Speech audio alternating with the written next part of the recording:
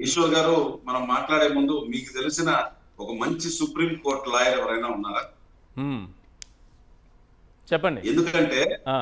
వీళ్ళ పాలనలో మహావిష్ణువే సుప్రీం కోర్టులో కేసు వేసుకొని ఆయనకాయనే వాదించుకొని హ్మ్. అది నేనే శంఖము, చక్రము, గద ఇలాంటి ఆయుధాలు ఇలాంటి కలిగిన వ్యక్తిని నేనే అని నిరూపించుకోవాల్సిన పరిస్థితి ఈ కూటమి పాలనలోనే ఉంటుంది.